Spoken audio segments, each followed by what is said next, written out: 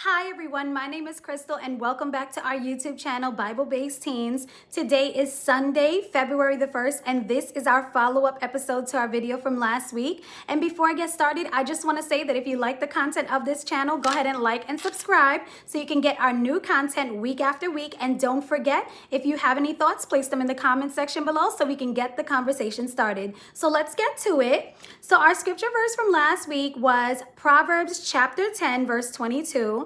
And the scripture reads, "The blessing of the Lord makes one rich, and he adds no sorrow with it." So last week we said that this scripture can be broken down into two parts. The first part emphasizes the blessing of the Lord that makes one rich, which has nothing to do with human work at all or toil. We also said that the word rich is not just about physical material blessings, but a more holistic form of wealth and richness that can only originate from God and is actually the only true prosperity that exists. In the second part of the scripture, it says, "And he adds no sorrow to it." And this implies that there are other blessings that when they come from other sources, they come with a level of sorrow or unhappiness.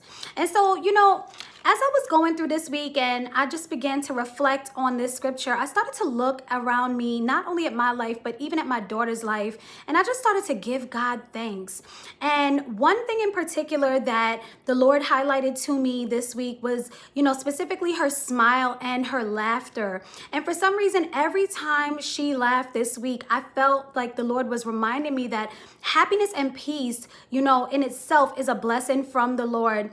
And, this is only a blessing that only God can give.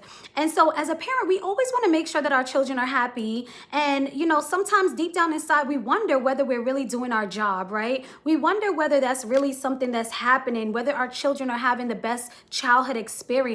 But this week in particular, I was so thankful because God was just showing me that, happiness, smiling, laughter, it's not only an outward expression, but also an indicator of inward joy. And that joy only comes from God, and it's a blessing that comes with no strings attached.